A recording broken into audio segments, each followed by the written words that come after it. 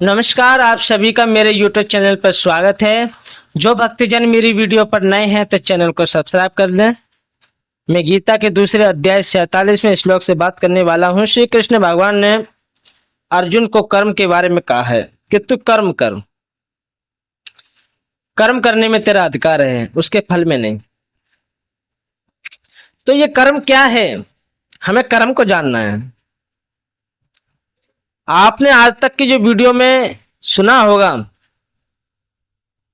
लोग वीडियो देखी होगी कर्म के बारे में, लेकिन मैं आपको वो कर्म के बारे में बताने वाला हूं जो वास्तविक कर्म है, जो आज तक किसी ने नहीं बताया होगा कि वो कर्म क्या है। मैं तो स्पष्ट सब बातों को खोलने वाला हूं, छुपाने की कोई बात ही नहीं है इसमें। मैं भी जानू और आप भी जानो कर्म के बारे में कि कर्म क्या है। जब तक आप कर्म के बारे में नहीं जानोगे तब तक तुम परमात्मा को प्राप्त नहीं कर सकते। कर्म एक वो है जो आपको परमात्मा तक पहुंचा सकता है, लेकिन कर्म वो नहीं है जो संसार के सुखों को तुम प्राप्त करना चाहते हो। कर्म वो नहीं है। संसार के सुखों को प्राप्त करना चाहते हो, अपनी इच्छाओं की पूर्ति करना चाहते हो, वो कर्म है क्या? वो कर्म नहीं है, क्योंकि साफ मना कर रहे हैं कि उसके फल में कभी नहीं, उसके फल का हेतु मत हो, कर्म करने में आसक्ति न हो। साफ मना कर रहे हैं। तो संसार के सुखों को भोगना कर्म है क्या? जो संसार के सुखों को हम प्राप्त करते हैं, अपनी इच्छाओं की पूर्ति के लिए जो कर्म करते हैं, वो कर्म है क्या? नहीं, वो कर्म नहीं है। कर्म के बारे में जानना है तो वीडियो को आपको अंत तक देखना होगा, क्योंकि कर्म की परिभाषा में वो बताने वाला हूं जो आज तक आपने कभी सुनी नहीं होगी। कर्म की परिभाषा क्या है? अगर आपको कर्म की परिभाषा पता चल गई तो इस कर्म को अपने आचरणों में लाकर इस कर्म को भली प्रकार से जानकर कीजिए, फिर देखना तुम्हें परमात्मा की प्राप्ति कैसे नहीं होती। बहुत सुंदर बात है। श्लोक है, कर्मण्यवाधिकारस्ते मां फलेषु कदाचन मां कर्म फल हेतु भ्रमाते संगस्तो कर्मणि। तेरा कर्म करने में अधिकार है। यहाँ पर अधिकार शब्द जो आया है, क्या समझते हो आप? मैं उसके बारे में बताने वाला हूं। उसके फलों में कभी नहीं। जब तक हमारे अंदर किसी फल की इच्छा नहीं होगी तो वो उस कर्म को करेंगे कैसे? यहाँ तो फल का निश्चित बताया गया है कि फल तो होना नहीं चाहिए। जो कर्म करें उसका हमें फल की इच्छा नहीं होनी चाहिए, ऐसा कर्म हो, हेतु मत हो इस कर्म फल का। तो हेतु का मतलब क्या है समझना चाहिए। आसक्ति ना हो कर्म करने में, आसक्ति हमें समझनी चाहिए।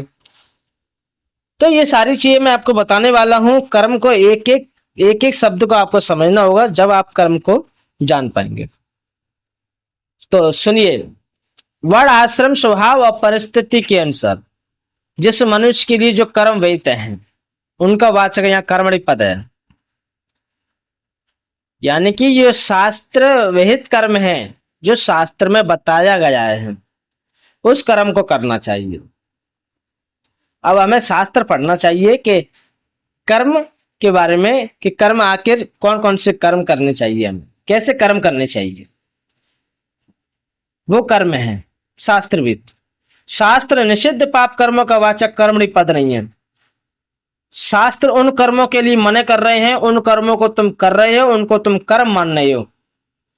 शास्त्र निषिद्ध पाप कर्मों का वाचक कर्मणि पद नहीं है, क्योंकि पाप कर्मों में मनुष्य का अधिकार नहीं है।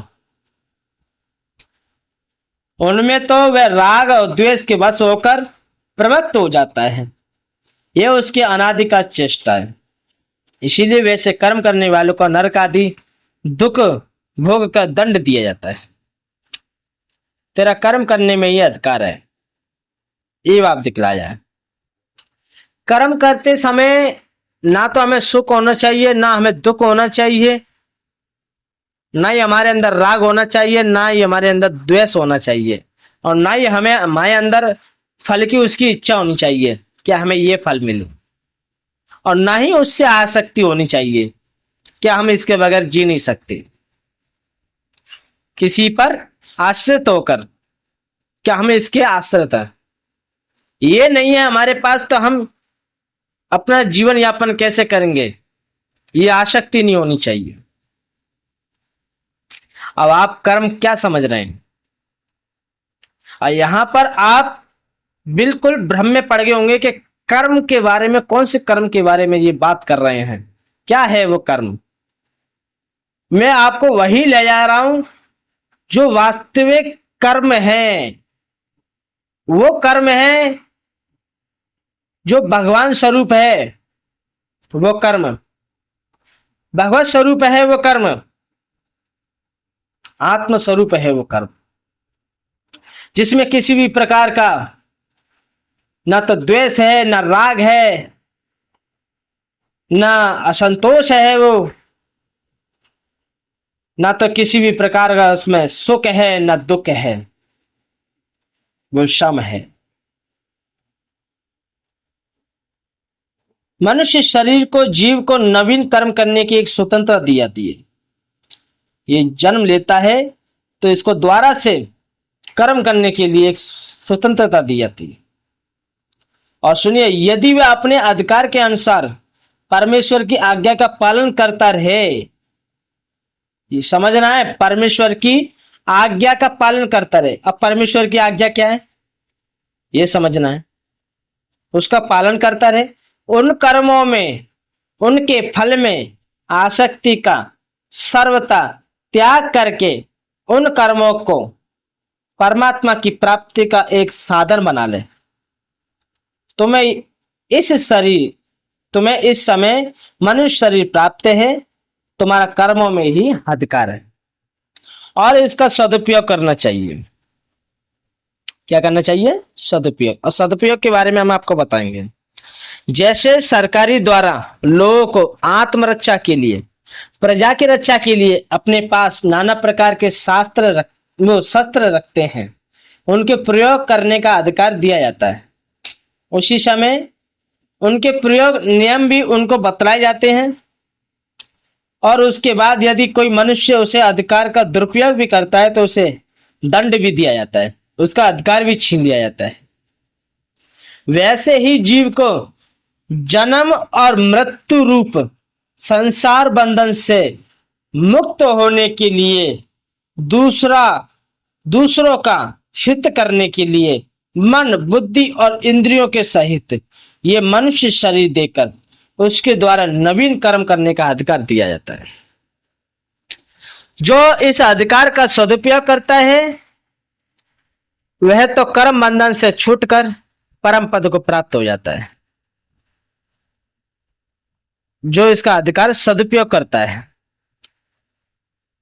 और जो दुरुपयोग करता है वह दंड का भागी होता है, उससे वह अधिकार छीन लिया जाता है। अधिकार छीन लिया जाता है यानी कि ये शरीर छीन लिया जाता है। ये शरीर मिला है कर्म करने का अधिकार है इसे, और इसका ये दुरुपयोग करता है तो फिर ये अधिकार छीन लिया जाता है। ठीक है। और देखो, मनुष्य कर्मों का फल प्राप्त करने में कभी किसी भी प्रकार स्वतंत्र नहीं है, और वह फल उसको किस जन्म में और किस प्रकार प्राप्त होगा इसका ना तो उसको कुछ पता है, और ना वो अपने इच्छा अनुसार समय पर उसे प्राप्त कर सकता है। मनुष्य का उसमें कुछ भी उपाय नहीं चलता। और एक बात मैं आपसे कहने जा रहा हूं, कर्म कर्ता के अधीन नहीं है, देवता के अधीन है। इसीलिए इस प्रकार इच्छा करना कि अमुक वस्तु की, देनो शरीर की मान बढ़ाई या प्रतिष्ठिता की अतः स्वर्ग आदि लोकों की मुझे प्राप्ति हो, ये प्रकार से अज्ञान है। साथ ये सब अत्यंत ही तुच्छ और अल्प कालस्थायी अनित्य पदार्थ हैं। तुमको तो किसी भी फल की कामना नहीं करनी चाहिए। अब सुनिए, कर्म फल हेतु बनना क्या है? हेतु के बारे में आपको बताना हूं। मन, बुद्धि और इंद्रियों द्वारा किए हुए शास्त्रविद कर्मों में उनके फल में ममता, आसक्ति, वासना, आशा, स्पृहा और कामना करना ही कर्म फल हेतु बनना है। क्योंकि जो मनुष्य उपयुक्त प्रकार से कर्मों में उनके फलों में आसक्त होता है, उसको न उन कर्मों का फल मिलता है। कर्मों में और उनके फल में ममता, आसक्ति और कामना का सर्वथा त्याग कर देने वाले को नहीं है। और अर्जुन को कर्म फल हेतु न बनने के लिए कहकर भगवान ने ये भाव दिखलाया कि परम शांति की प्राप्ति के लिए तुम अपने कर्तव्य कर्मों का अनुष्ठान ममता, आसक्ति और कामना का सर्वथा त्याग करके करो। अब एक बात मैं आपको बताने वाला हूं कि हमें कर्म जो है, कर्म हम जो कर रहे हैं उस कर्म में किसी भी प्रकार की हमारी इच्छा नहीं होनी चाहिए, नहीं कामना होनी चाहिए, नहीं वासना होनी चाहिए और नहीं उसका फल का हमारे अंदर इच्छा होनी चाहिए और नहीं आसक्ति होनी चाहिए। वो कर्म जो है वो ऐसा कर्म है कि वो कर्म साक्षात भगवान है। जिसने अपने स्वरूप की खोज की है, जिसने अपने स्वरूप को जाना है, अपने स्वरूप की पहचान की है, उसे कर्म बतलाया गया है। इसमें जितनी भी बातें कही गई हैं, अगर आपने ध्यान दिया हो तो इसी चीज की तरफ इशारा हो रहा है कि संसार में नाना प्रकार के कर्म करते हुए अपने स्वरूप की तरफ ध्यान होना चाहिए कि आखिर हमारे स्वरूप क्या है। हमें अपने स्वरूप की खोज होनी चाहिए, हमें अपने स्वरूप की पहचान होनी चाहिए, हमें अपने आप की पहचान होनी चाहिए कि हम कौन हैं, कहां से आए, क्या कर रहे हैं। इस ईश्वर का भजन करते रहना चाहिए, ईश्वर का ध्यान करते रहना चाहिए और अपने आप की पहचान, अपने स्वरूप की पहचान होनी चाहिए। अपने आप को जानना ही कर्म है। जिसने अपने आप को नहीं जाना वो कर्म को नहीं जान सकता है। क्योंकि बार बार यही कहा जा रहा है, ना तो संसार के सुखों को भोग, ना तो तेरे अंदर राग द्वेष नहीं होनी चाहिए, ना तो कर्म करते समय फल की इच्छा नहीं होनी चाहिए, आसक्ति नहीं होनी चाहिए। तो फिर संसार की तरफ क्या इशारा हो रहा है? इशारा तो अपने ओर हो रहा है कि अपने स्वरूप की पहचान कर, अपने आप को जान, और जिसने अपने आप को जान लिया यही कर्म है, यही नाम है, यही राम नाम है। तो मेरे प्यारे श्रोताओं, भक्तजनों, मैं कर्म के बारे में आपको बताने वाला हूं। मैंने आपको कर्म के बारे में बता दिया है कि कर्म क्या है, और कर्म की परिभाषा मैंने जो आपको दी है वो यही है, अपने स्वरूप की पहचान करना, अपने आप को जानना, यही कर्म है। संसार के कर्मों को करते हुए अपने आप को जानना ही कर्म है। और जिसने अपने आप को नहीं जाना तो उसने उस कर्म को नहीं जाना कि वो कर्म क्या है। ये परिभाषा ना तो आज तक किसी ने दी है और ना मिलेगी ये परिभाषा जो मैंने आपको दी है। ये परिभाषा तो तुम्हें शास्त्रों में ही मिलेगी, कोई तुम्हें बताने वाला नहीं है कि कर्म की परिभाषा क्या है। तो मैं अपनी वाणी को यहीं पे विराम देता हूं। मैंने आपको कर्म के बारे में बता दिया है, आपने किस प्रकार से इस कर्म को जाना है और नहीं जाना है ये आपके ऊपर है। और मैंने आपको बता दिया है, गीता के दूसरे अध्याय 47वें श्लोक है, कर्मण्येवाधिकारस्ते मा फलेषु। तो मैंने आपको बता दिया है कर्म के बारे में तो उस कर्म को आपको अगर जानना है और अच्छी तरीके से, तो इस चैप्टर को निकाल कर आप इसे पढ़िए, मंथन कीजिए। मंथन नहीं करोगे जब तक आपको ये समझ में नहीं आएगा कि वास्तविक कर्म क्या है। एक एक शब्द को, एक एक शब्द को आपको खोज करनी होगी कि आखिर कर्म क्या है।